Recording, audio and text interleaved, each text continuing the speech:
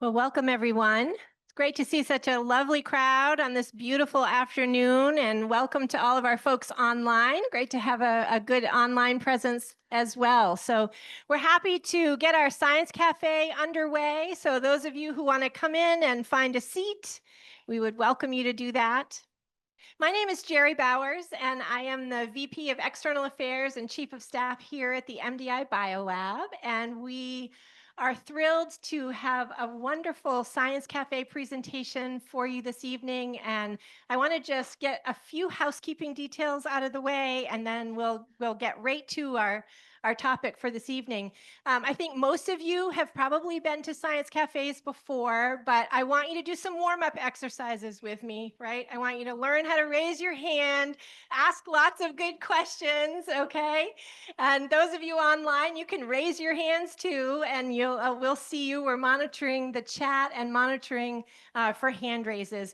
We really want this to be a conversation. We really like the fact that science cafes are intended to be very interactive. And so we need your help to make sure that that we achieve our goal there. And I just want to give you a secret that you have two former teachers up here, and they are not afraid to just let there be some silence in the room, which, can be a little awkward, but they know how to do it. So anyway, with that, I want to just again welcome you all. Welcome our speakers for this evening. We're really excited about this particular research project that we're going to talk to you a bit about tonight, because it's an increasingly important issue that we understand the sort of biology of neurodegeneration, that we understand what is behind these so many diseases that affect each and every one of us in some way. And so I'm excited to hear an update on Dr. Spaulding's work. And before we get to that, I want to just introduce my colleague, Dr. Elizabeth Marnick, who many of you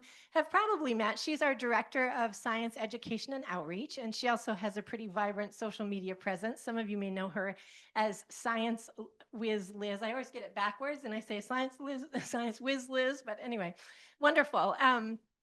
She has a background in immunology and genetics, and received her Ph.D. from the Tufts College Jackson Lab Joint Program, and worked there for a number of years as she was pursuing that degree. And then we were fortunate to have her join us as she did her postdoctoral work with Dr. Dustin Updike. So Liz is going to be our moderator tonight, and as a science communicator, you are really lucky because she's going to help walk us through some of the science that we're going to talk about and make it very understandable for all of us. And then Dr. Emily Spaulding is an assistant professor here at the MDI Biolab.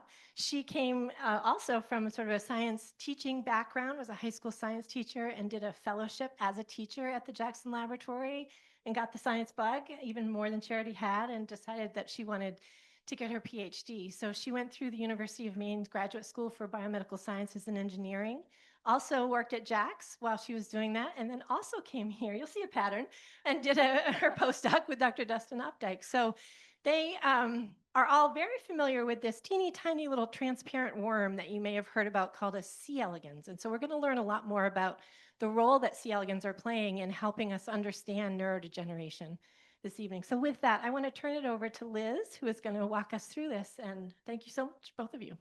Yeah. So I am going to ask you guys questions throughout the evening. So as Jerry said, you can get ready to raise your hand and interject as you will. But first, Jerry gave a brief intro to Emily's background, but I wanted you, Emily, to give a little bit more of an introduction to your journey of how you got to become faculty here at MDIBL. Sure. So I am a native Mainer. I grew up in Rockland. Didn't really know that biomedical research was a thing or a career.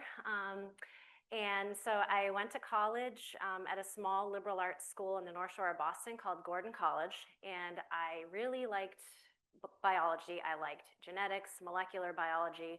So I just thought, okay, what's the only career that I know that involves biology? Medicine. So I figured, like, I guess I'll go into medicine in some capacity. But then as I prepared to graduate, I had just met my husband, and he was in law school, and we were like, law school loans and medical school loans together, that doesn't sound very good.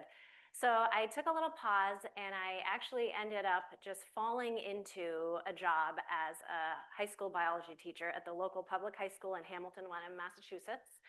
And I really enjoyed it. It was very tough. I had no formal education training at the time. So I actually took classes in the evenings towards my Master of Science Education. And I ended up moving back to Maine and teaching in Bangor for another 5 years. And as Jerry mentioned, towards my end of my teaching career, I became aware of this internship program through UMaine and the Jackson Lab, where high school science or math teachers could take a semester sabbatical and work in a research lab at the Jacks. And honestly, that really intimidated me because I had no research experience, but I was encouraged by several people to try it out. And I was welcomed into a neurobiology lab run by Dr. Rob Burgess. And I spent a semester sitting in the basement of the Jacks on a very high-powered microscope called an electron microscope, just looking at slides of muscle tissue from mice with a neurodegenerative disease called Charcot-Marie Tooth disease.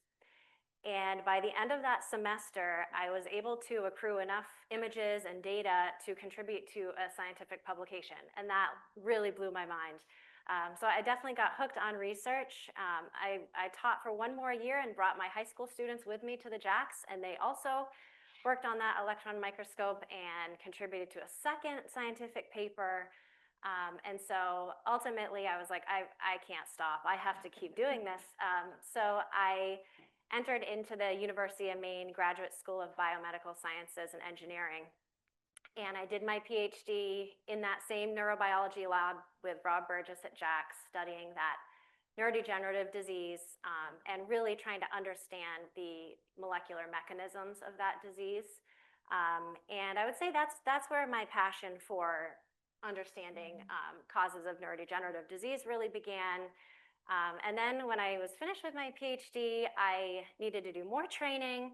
So I looked for a lab that was in Down East Maine. I didn't want to leave. And I looked for a lab that worked on another animal other than mice because I wanted to expand my skill set. And I really wanted an animal that was going to have kind of complementary advantages to mice, but a different set of advantages compared to mice. And I wanted a good mentor. And I remember sitting down for coffee with Liz, who was in Dustin Updike's lab, and just being like, okay, so he has a reputation as a good mentor. Is he as good as he seems? And she said yes. And so Dustin welcomed me into his lab. I started 6 weeks before COVID. But it was a great experience. And in Dustin's lab, it's kind of funny, I ended up not working on the project that we had initially planned and that I had written a grant on, and the grant was funded.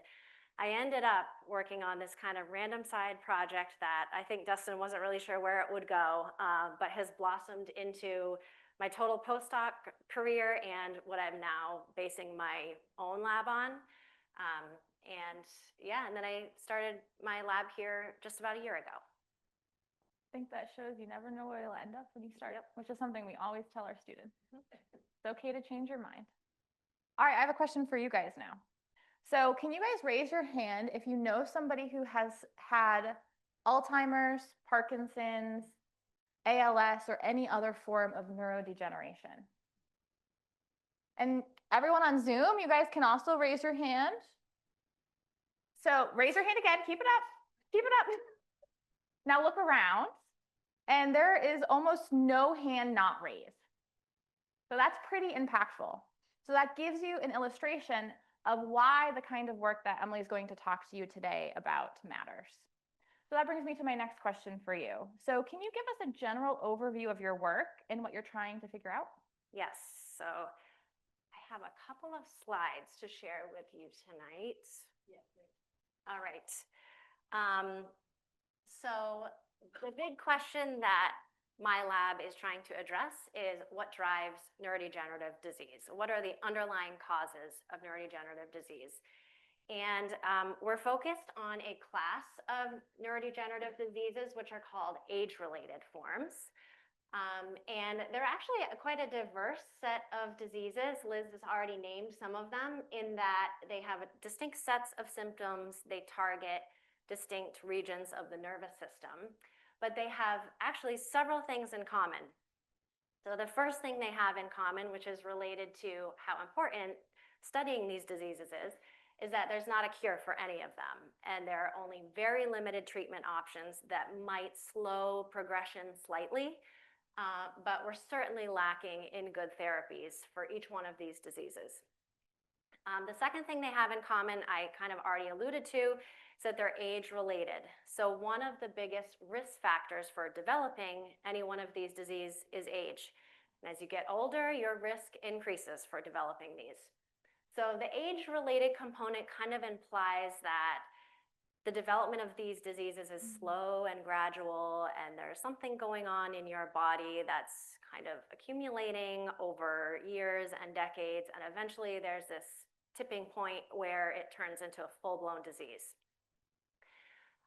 The third thing that all of these diseases have in common, which is kind of related to that age and that long time for the disease to develop point, is the presence of disrupted cell organization in the form of these toxic protein aggregates. So to explain what I mean, I'll just show you a couple of examples.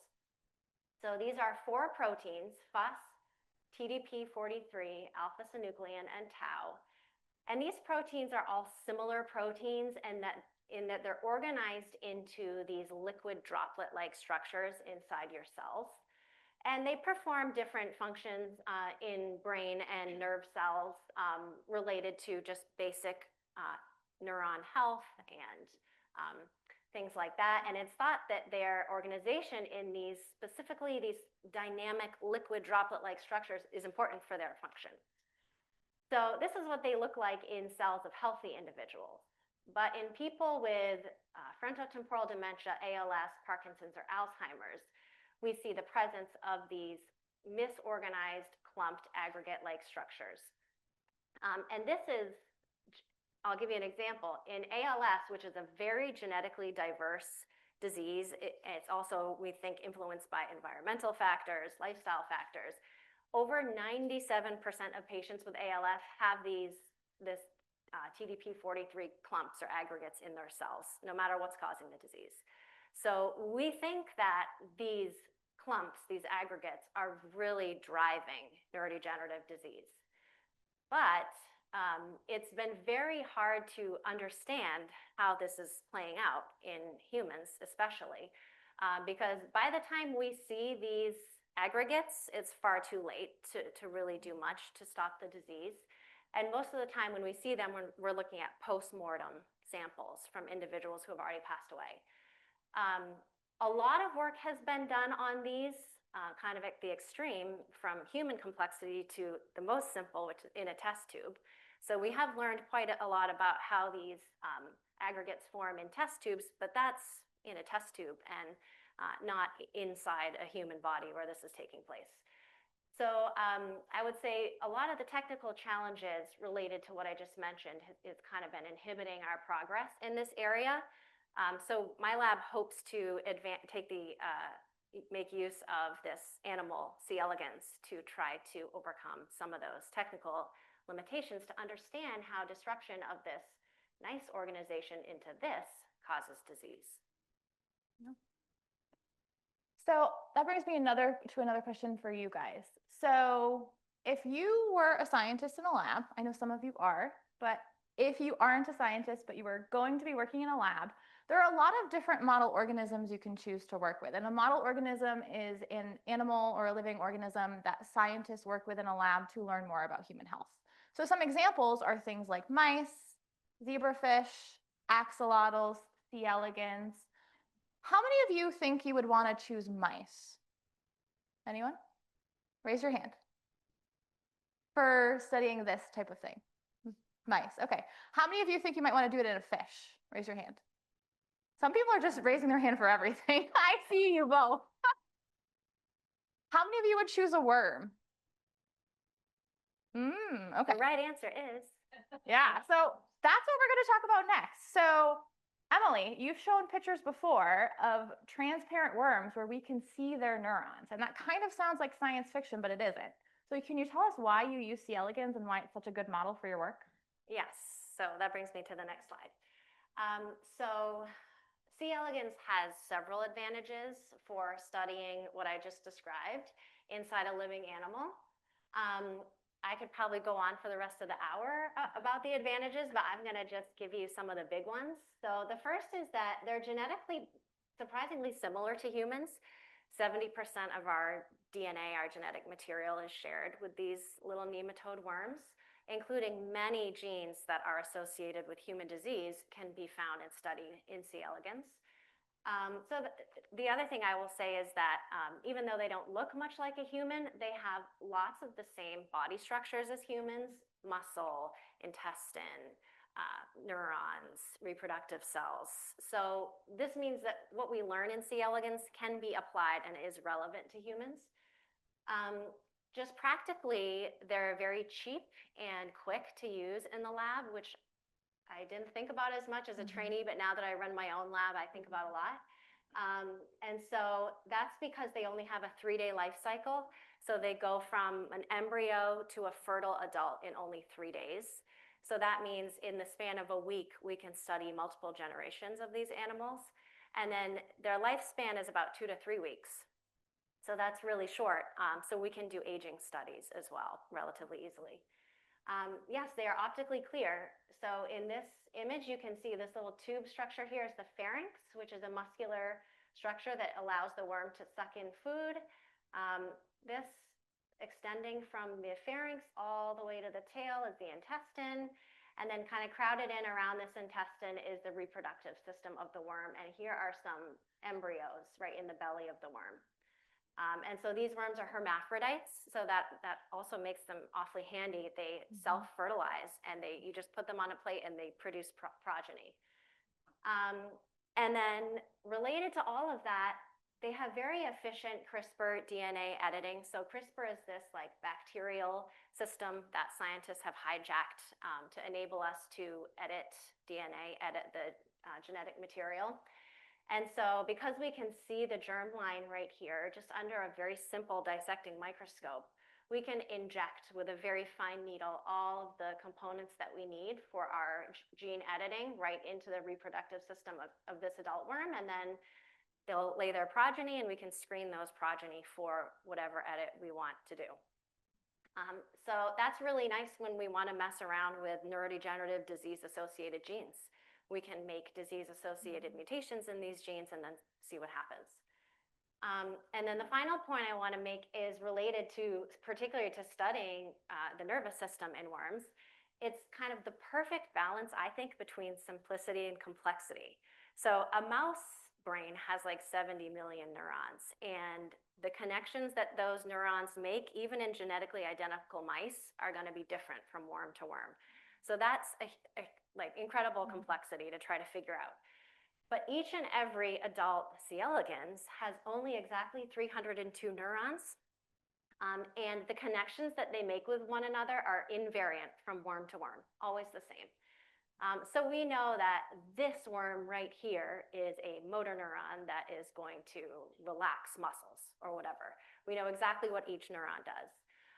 And so, but it's still in a living animal. So the nervous system creates complex behaviors like locomotion and even learning and memory, which I'll talk about later. So it's a really nice balance between simplicity and complexity. So it's just a nice like starting place for us because we know so much about this nervous system that we have, I think, a better chance to understand how it breaks in disease. Yeah. And that CRISPR technique that Emily talked about, you can literally essentially decide any way you want to change a gene in C. elegans, and you can have that whole new strain of C. elegans within about 3 weeks at the most. It's very fast, and that is not something that's possible. For those of you who voted for mice, it takes a lot long. Mice are great for certain things, but it takes a lot longer in a mouse. Okay, so I have another question I'm going to ask Emily, but first, I want you guys to raise your hand. How many of you have heard of the analogy, what comes first, the chicken or the egg? Can you raise your hand? Okay, so I'm going to come back to that in a second, but first, I want Emily to answer this next question. So we often hear researchers talk about developing treatments for things, but your work is really focused on understanding the cause. Can you tell us more about why that distinction is important? Well, if we know the cause of the disease, then I think we can come up with much more precise, efficient therapies. That's the idea.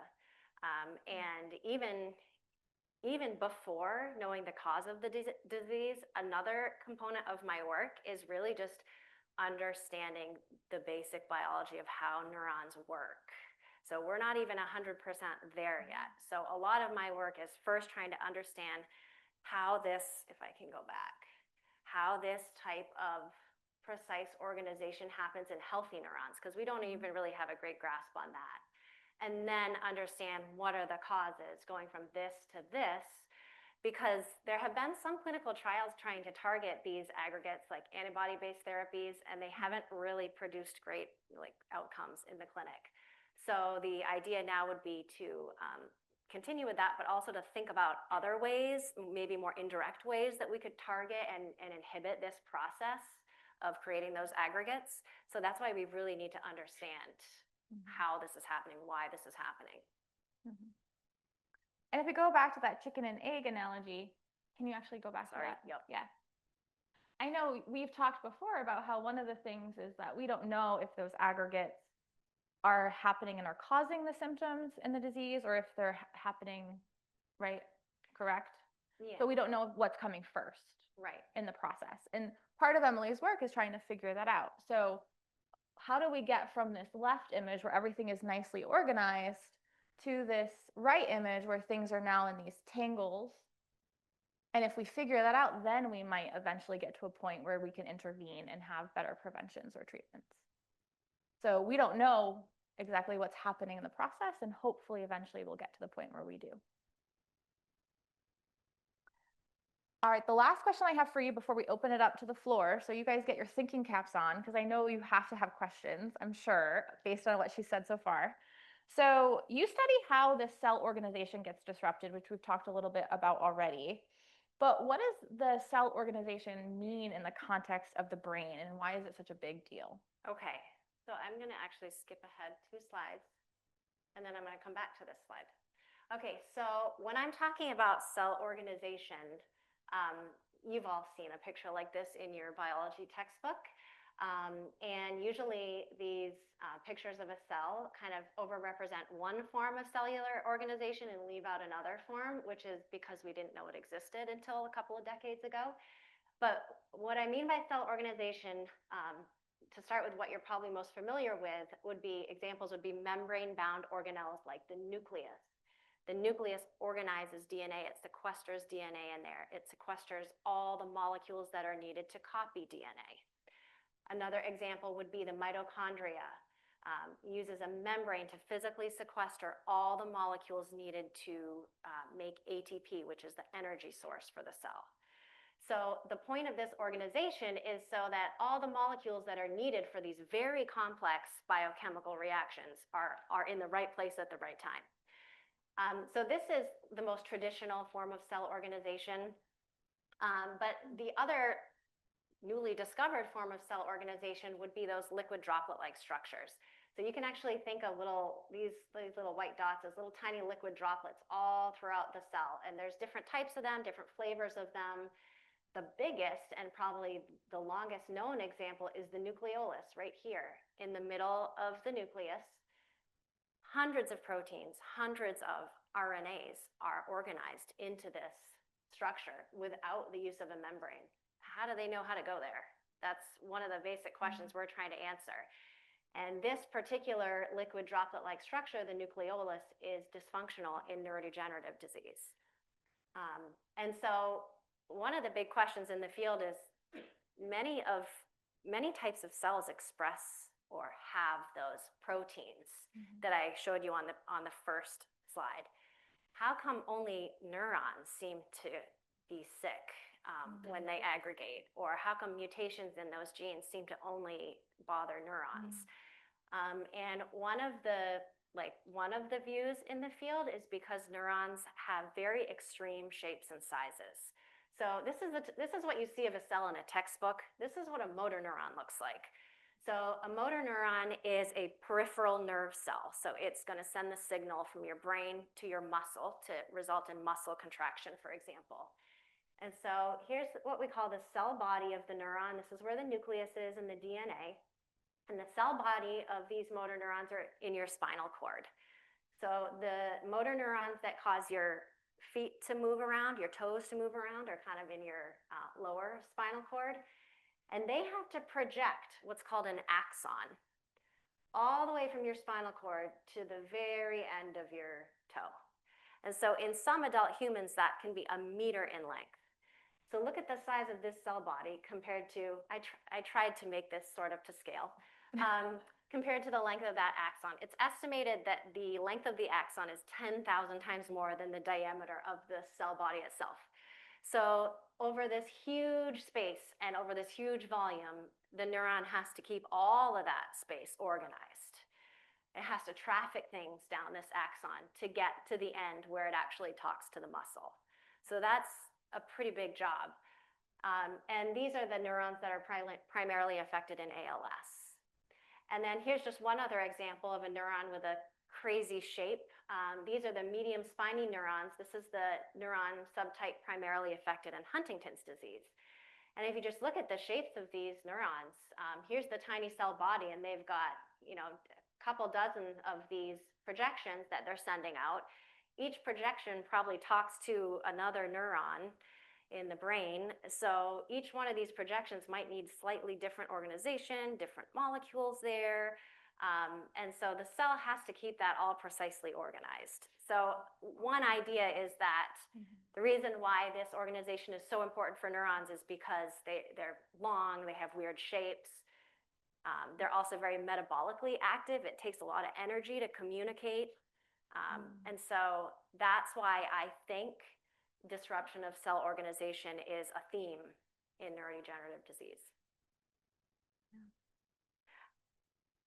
All right. Who has a question that they would like to start with? Awesome. Thank you. Your microscope can actually isolate one of those cells and see whether or not it is ugly compared to the model? That is the perfect question. I have to go back to this slide. We didn't plan her. So let me tell you, so we actually can look at individual neurons. So yes, motor neurons in living worms. So that's the power of C. elegans, that we're doing everything in live animals. So let me just kind of give you 3 little chunks of sort of like our common strategy for what we do in the lab to try to look at what you're asking. So I talked a little bit about DNA editing. So the first part in this process is to do that CRISPR DNA editing so that we can fluorescently label those neurons so that then we can see them under a microscope. Because they're small enough where we can't just see them under a regular low-powered dissecting microscope. We have to use a special high-powered microscope. So this is me sitting at my microinjector in the lab. And as I said, we take a very tiny fine needle and we inject all of the components to make a DNA edit directly into the reproductive system of the worm. The worm is mounted on a slide right here by my finger. And this is tough. This is the most technically challenging thing that we do. The worm's alive and it has to stay alive. So that's the tough part. But one of the things that we do, as I said, is, and Liz mentioned CRISPR, you can literally make any edit you want to the DNA. Take genes out, put genes in. One thing we commonly do is add a fluorescent tag onto a gene of interest. So here we've used CRISPR to label all of the motor neurons, or at least one type of motor neuron in the worms. So that's in pink. You can see there are little projections. They reach across the body so that they can control muscles on both sides of the body, and the worm can make that little crawling motion.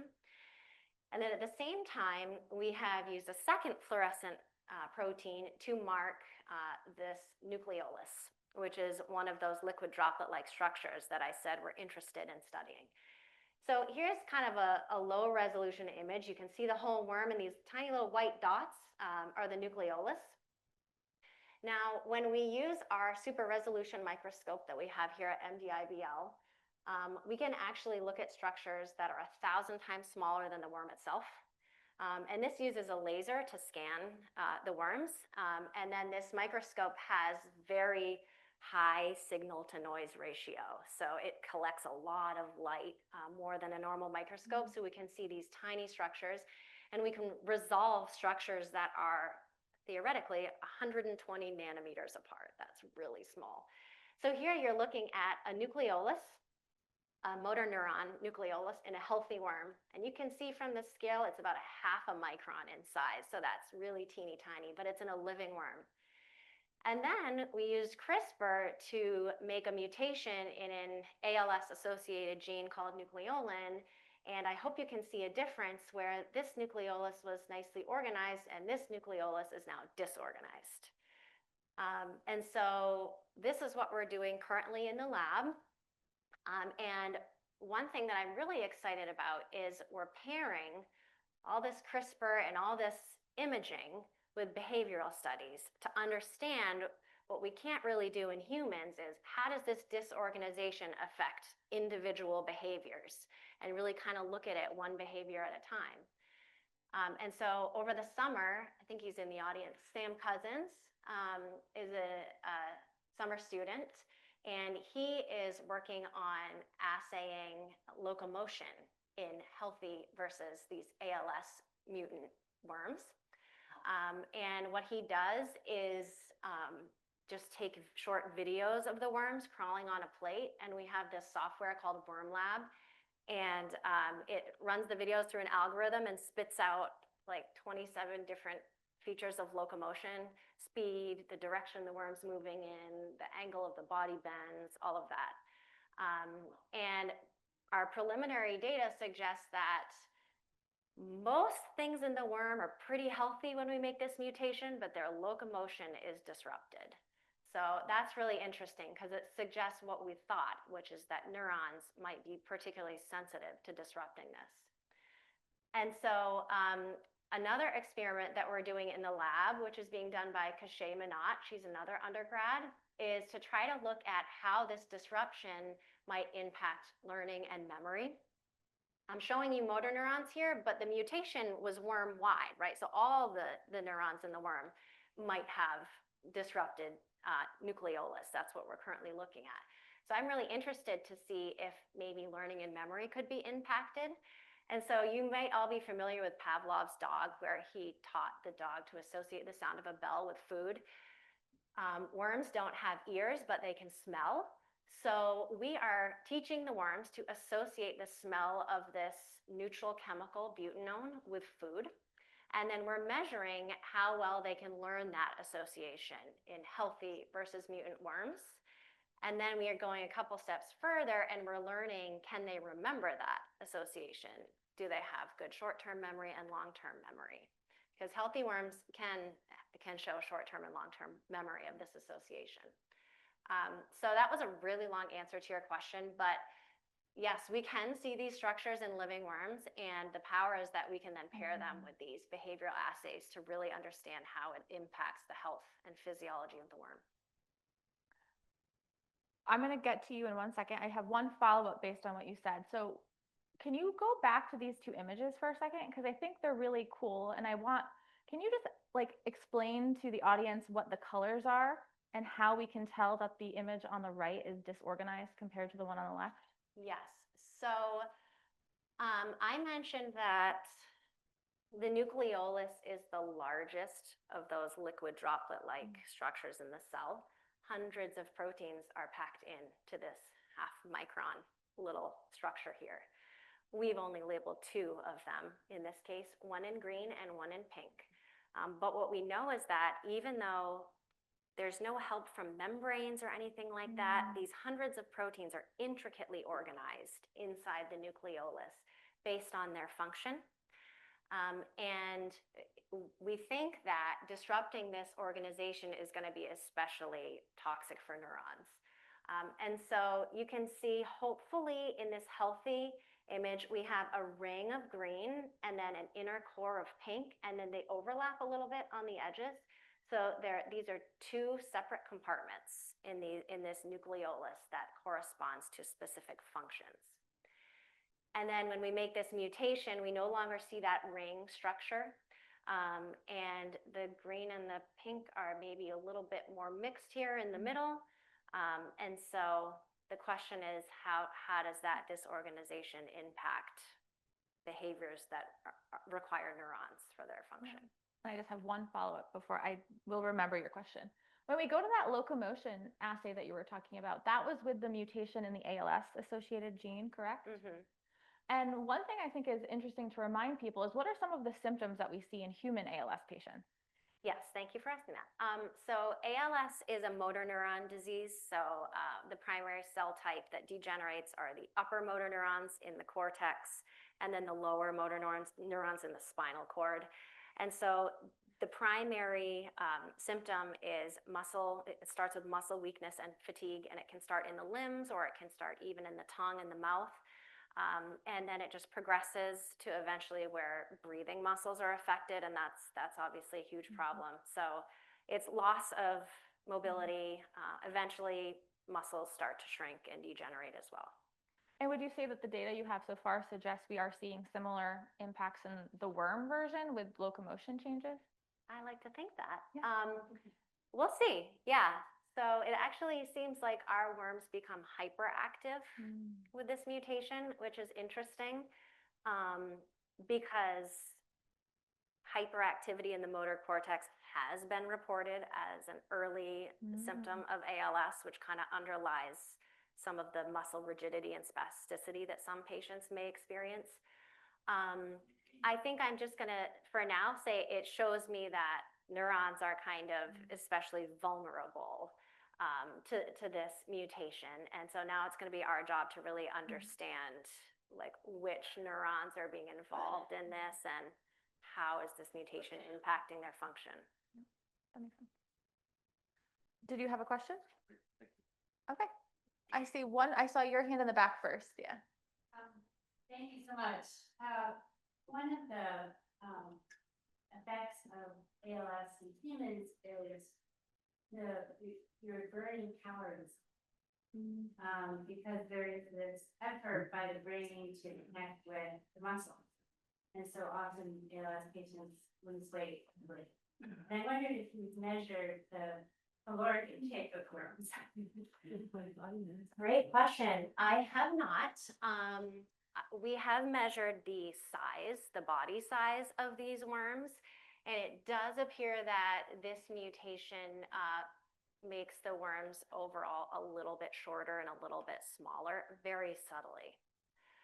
But yeah, that's it. So we have so much work to do on these worms, so many different behaviors and things I'd like to look at. And I know Liz is going to ask me a question at the end of like, what are the challenges in science? But that's one of them, which is just so many ideas and things you want to try and not enough hands. Oh, do we have, yeah, let's take some questions from Zoom so we don't forget them. Can you, there we go. The first question is, with a lifespan of only 3 days, how can you study a phenomenon which might take much longer to produce disease? Okay, that is an excellent question. So their life cycle is 3 days. They go from embryo to a fertile adult in 3 days, but their lifespan is 3 weeks. Now that's still very short compared to a human. So I understand the point of the question. So one thing I think that's kind of comforting about this mutation is that it's actually causing very subtle changes in behaviors. And neurodegenerative diseases, in a way, are some of the subtlest diseases because they take years to develop. And so in that way, I think that our mutation and the behaviors are kind of nicely mirroring that subtlety of neurodegenerative disease. Everything we've done so far has actually been in young adult worms, just because they're kind of the easiest to do the imaging with. And so we're trying to pair up time points. But one of my goals going forward would be to look at aged worms to see if we get an enhancement of these behaviors. So that's something you can look at in C. elegans, is just, does the mutation cause things that get worse over time as the worm ages? And for one clarification, like the whole lifespan is 3 weeks, which means a 3-week-old worm is that's a very old worm, right? So it's comparable in that sense, that it is still an aging system. Right. I assume the way you're talking about is the mutation is something you create with the CRISPR? Yes. Okay, so you're able to say a very specific mutation, not a random mutation. Yes. a No. Very specific. Yes. Now, are Yes. you able to keep track of individual worms? So that you mentioned fluorescence. Do you have different fluorescent patterns that you can say, oh, there's George? No. So yeah, all the worms are genetically identical. And once we mount them on a slide to image, I mean, we maybe could take them off. They're kind of toast after we look at them under a microscope for 45 minutes or so. So we haven't really done any longitudinal studies looking at one worm over time. But the worms are genetically identical. And so, we make up for that by we can look at large numbers of worms. Karen. Beautiful stuff, Emily. I love your work. When I think of the nucleolus, I think of ribosome synthesis and protein synthesis. And you say your worms are smaller and maybe a little shorter. Have folks looked at ribosome density and protein synthesis in the worms that you're impacting? So Noah Lynn did polysome profiling a year or so ago, just with whole worms, and looking at you can calculate the area under the curve to infer protein synthesis rates. There were no changes. But I think what's strongest, so we don't think that, for those of you who are the function of the nucleolus is to make ribosomes, and ribosomes are the protein-making machines. This is absolutely essential process for each and every one of your cells. So we were pretty surprised when we disrupted the nucleolus and our worms were pretty healthy. So she's wondering, well, that's curious. Maybe there is the function of this nucleolus disrupted. In worms, nucleolar function is tightly linked to lifespan. If you mildly disrupt the nucleolus, you get extended lifespan. We have no changes in lifespan with these worms. So my hypothesis is that most cells, most tissue types in C. elegans have normal ribosome biogenesis even with this disruption, or near normal.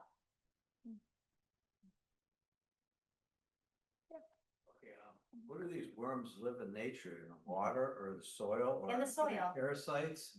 Yeah, they're soil-dwelling nematodes, and they feed on rotting fruit. You don't worry about them getting modified their genes or to a new species. You don't worry about them out in nature where you're. So these are non-pathogenic worms that aren't going to be infecting humans or other animals. Any of the mutations I've made have not made the worms healthier or more likely to survive in the wild. I'll just put it that way. So yeah, and they're not escaping. We get rid of them. We flame them in the autoclave and everything, the trash and everything. So yeah. Does that answer your question? It's an environment. Sure. Yes. So we're lucky to work with this is a non-pathogenic strain of nematodes. We have a Zoom question. I don't want to. Yeah, this one is, where does MS fit into this, or why does it not? So yeah, multiple sclerosis does not have those pathogenic aggregates as a hallmark of disease, whereas each one of those diseases that I listed on the first slide, the presence of those aggregates is considered to be a real hallmark of the disease. And so because that's kind of what I'm studying, that disruption of that type of organization, I haven't really focused on that disease. Are there examples of therapies that have worked on human conditions that treat a similar condition in a worm? In other words, do you think you'll be able to screen drugs for ALS in worms? That's a good question. So I think that most of the the basic nucleolar biology is going to be pretty well conserved between humans and worms. This gene that we're working on, nucleolin, is very similar. Its DNA sequence, its protein structure is very similar to the nucleolin in humans. And so I think that's why I kind of like really looking at this basic cell biology, because most of that basic cell biology is conserved from C. elegans to humans. So yes, I think I could. Inhibitors that work on worms the same way they work on humans. So we use the acetylcholinesterase inhibitors to look at synaptic function in worms. Yeah, and so yeah, that's another good question. Another good point. Neuronal biology is pretty well conserved between C. elegans and humans. How neurons talk to other neurons, how neurons talk to the muscle at this place called the synapse has most of the same conserved components.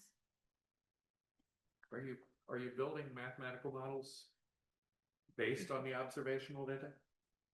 That's out of my wheelhouse a little bit. No, we're not quite there yet, I think, as well.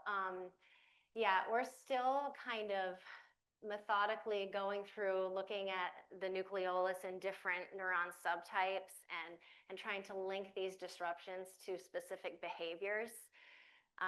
So yeah, that's where we are. That's a good thought. It's a little out of my wheelhouse, so I'd probably need to honestly collaborate with someone for help on that. So in the diseases you showed, there's a formation that's very obvious, like tau creation. So if you wait 2 to 3 weeks, are you seeing a response besides just the nucleus? I mean, if you just leave them lying around for 2 to 3 weeks, are they creating fibrous neurons, or are you seeing any other change in your worm over a period of time?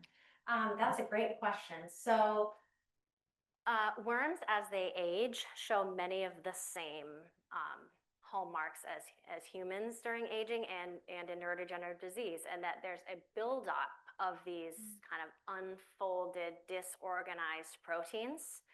And that's thought to contribute to just the normal aging process. So yes, worms accumulate those, and their liquid droplet-like compartments in their cells are thought to kind of change their dynamics and maybe become a little bit less dynamic, a little bit less liquid-like over time during aging as well. And that corresponds nicely with in aged worms. I don't know, I'm pointing at that picture, that's not an aged worm, but in aged worms, the nucleolus starts to kind of lose its function a little bit. Yeah, go ahead. Is it a loss of neuronal mass in these diseases or in your worms, or is it of dysfunction of the neurons? It probably starts with the dysfunction, but there's a death of neurons and a loss of brain mass in these patients. Not in our worms yet. We don't see any, at the ages that we've looked at, I don't really see any overt morphological signs of neurodegeneration yet, but we haven't really measured everything that we could yet. So right now we're looking at exactly in these worms, measuring the size of the neurons, the length of their axons. So we're getting close to the end. So there's one thing I want to just kind of bring home before I ask Emily a final question. But one of the things that I like to do when I'm explaining the work that we do here at MDIBL to the public is to think about it like building a house. So if you're building a house, I don't know anything about building a house, but I have relatives who do construction, so I verify that this is true with them. But when you're building a house, you start with a foundation. And that foundation is necessary for you to then put the walls on and put the roof on to eventually be able to occupy that house. So the same is true for the whole research ecosystem, that we have to have this basic foundational work that we are doing to build that foundation to understand how neurons function and to understand what disorganization is doing, to then be able to eventually take that into translational work where we can start to test things in therapies for humans. And then eventually put that roof on, which is that clinical research that might help improve human health. But if you don't have that foundation of the work that Emily is doing in this neurodegenerative space, you can't answer those other questions. So that's why the work that Emily does is so important, is because it's really helping us understand in a living system and asking these questions in ways that isn't currently possible in other organisms that are out there. So with that, I have one last question for you. So if there's one thing you wish the public better understood about your work, what would it be?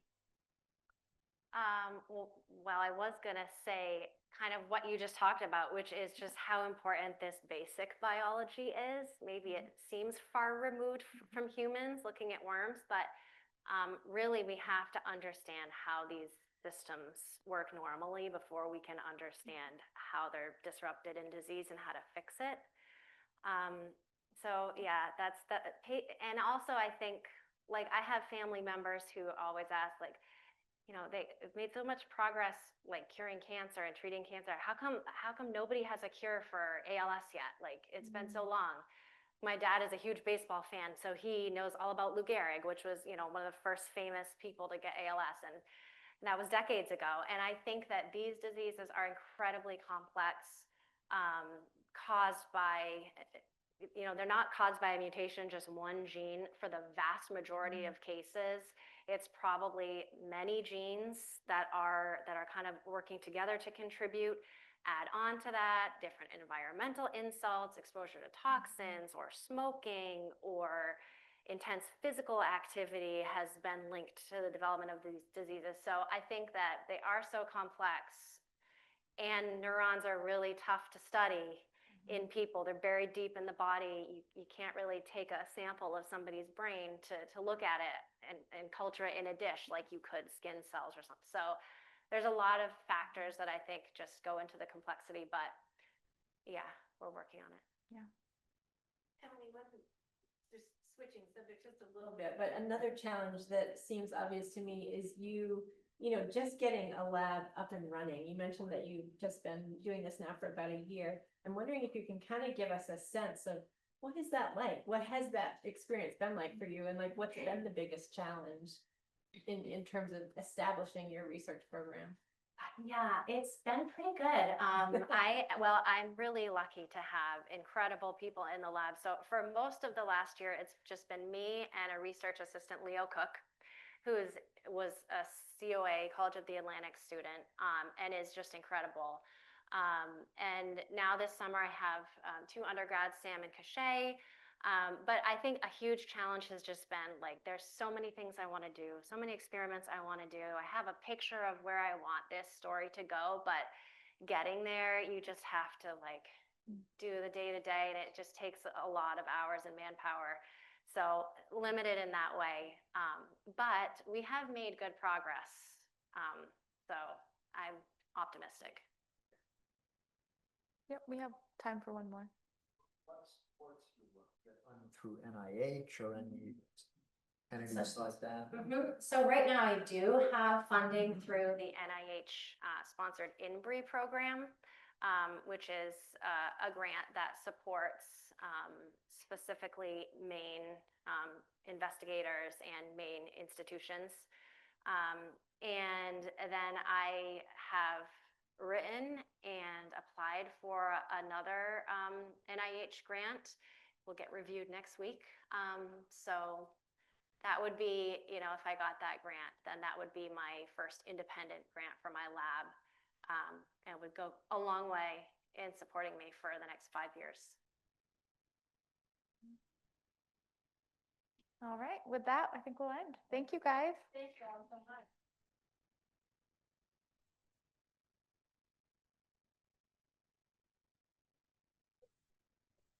Thank you. And thank you, Liz, for guiding us through that. As you can see, this work is complex, but I think we've had some great instructors here to help us understand the value of this kind of work. And, you know, to the question about funding, which I think is a particularly relevant one right now in this moment, because often, you know, grants, we see things like titles of grants, and we know that, you know, federal funding is under a lot of scrutiny right now about what is worth investing in, what is relevant to human health.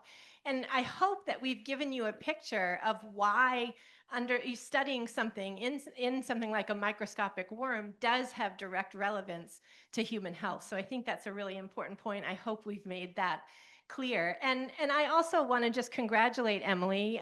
You mentioned or asked the question about how her work is funded.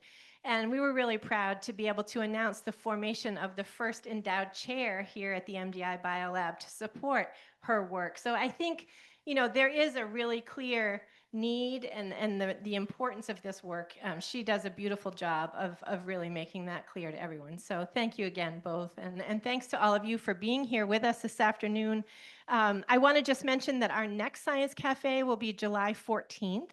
And many of you know that we have a very robust art and science program here at MDIBL where we use art as a medium for talking about scientific understanding. And so our president, Dr. Herman Haller, is an art historian by training, and it's something that he is very passionate about. Some of you may have been on some art tours with us. We go around the country and have tours at many of the major art museums. So he's going to give an art and science lecture on the 14th. So if that is of all at interest to you, I would really encourage you to attend because it's fascinating. I learn so much every time I hear one of his lectures. So we'll be here again in Marin Auditorium and also online. And so I just want to thank everyone again for joining us, for your continued support of Science Cafes and your continued support of the MDI Biolab. Thank you so much for being here.